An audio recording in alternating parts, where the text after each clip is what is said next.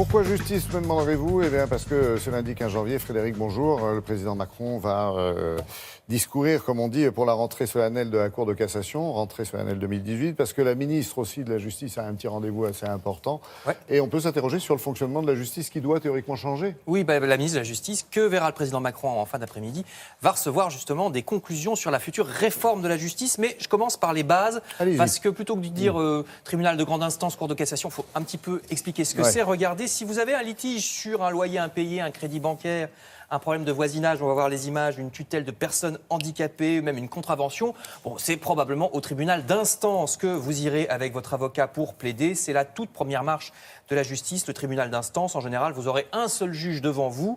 Autrefois, on appelait ça des justices de paix. C'est parfois encore marqué sur les tribunaux. Il y en avait presque dans toutes les villes. Maintenant, il y en a un peu moins de 300 en France. Voici le nouveau palais de justice de Paris en construction porte de Clichy. Tout à l'heure, vous avez vu l'ancien, qui va rester en fonction d'ailleurs pour d'autres fonctions, qui est sur l'île de la Cité, tout près de Notre-Dame. Et puis, il y a le tribunal de grande instance. Vous voyez ici celui d'Évry. C'est la marche juste au-dessus, le tribunal de grande instance. Ils sont un peu moins nombreux, un peu plus de 170 en France. Là, vous avez 3 juges devant vous en général et non plus un seul. Entre le tribunal d'instance et de grande instance, c'est l'importance de l'affaire qui fait que vous allez dans l'un ou dans l'autre. Par exemple, pour un litige de moins de 10 000 euros, c'est instance. Plus de 10 000 euros, c'est grande instance, par exemple. Grande instance, vous avez plusieurs chambres. À Paris, la 17e chambre juge les délits de la presse, par exemple. Vous avez aussi des juges spécialisés, juges des affaires familiales. Bon, donc voilà pour instance, grande instance. C'est des affaires classiques. Mais alors là, Laurent, si vous êtes un criminel, vous tuez une personne, je n'ose même pas imaginer un viol, un enlèvement, un vol avec arme. Allez-y, chargez. Voilà, vous irez en cour d'assises. Vous irez en cour d'assises et ce sera bien fait. Il y aura toujours des juges, évidemment, mais il y aura aussi un jury, ce qui n'est pas le cas des tribunaux d'instance ou de grande instance aux assises. Vous êtes condamné par un jury. 6 jurés contre vous sur 9 sont nécessaires pour vous condamner. En cour d'assises, le procureur s'appelle avocat général et le jugement s'appelle un arrêt. Donc, il faut le savoir, c'est juste du vocabulaire. Si le jury des assises vous condamne, vous pouvez faire appel. Vous aurez une deuxième chance. On vous rejuge en cour d'appel. Il y a une trentaine de cours d'appel en France. Et puis, vous avez même ensuite une troisième chance. Après donc cette cour d'assises, cette cour d'appel, il y a une troisième chance qui est la cour de cassation. Mais alors attention, là, on ne rejugera pas votre crime épouvantable que vous avez commis. On va simplement voir si vous avez été jugé dans les règles en cour de cassation. Donc, on ne refait pas l'affaire, on ne refait pas le procès.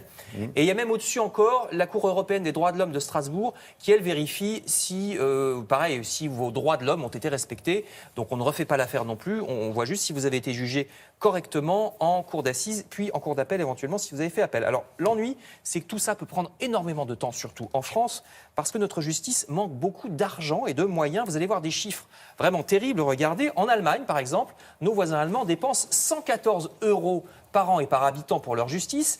Ensuite arrivent les Anglais, les Belges, les Italiens. Nous, vous voyez, avec 61 € par an et par habitant, on dépense seulement la moitié de ce que dépensent les Allemands pour leur justice. Et ça, c'est en pourcentage de PIB, en pourcentage de richesse. Vous voyez que les Belges dépensent 0,65% pour leur justice. Et nous, on est tout en bas, 0,22. On dépense 3 fois moins que les Belges pour notre justice. Le résultat, pas de surprise, c'est que certains tribunaux français sont en faillite. Vous voyez ici Bobigny. Plusieurs dizaines de procès doivent être supprimés chaque mois. Ils ont 10 000 affaires en attente à Bobigny. Il faudrait 25 juges de plus. Ils n'ont même plus de budget pour acheter des cartons, figurez-vous, pour ranger les dossiers. Leurs plafonds s'écroulent et ne sont pas réparés. Mais oui, il n'y a plus de budget pour rien. En moyenne, vous devez attendre 1 an pour avoir ne serait-ce qu'un rendez-vous avec un juge. Imaginez que vous êtes une femme battue qui attend un jugement pour pouvoir quitter le domicile familial. 1 an d'attente, vous croyez que c'est drôle? Eh bien, c'est parce qu'il n'y a plus d'argent pour la justice en France. Vous avez vu une grève des professionnels de justice à Bobigny sur ce sujet. C'est dire si les conclusions à la ministre de la Justice aujourd'hui sont très très attendues pour cette réforme, sachant que la dernière, celle de Rachida Dati, qui avait consisté en une réduction du nombre de tribunaux, avait fait couler beaucoup d'encre. Ouais, et puis on leur enverra Isabelle Martinet qui nous a expliqué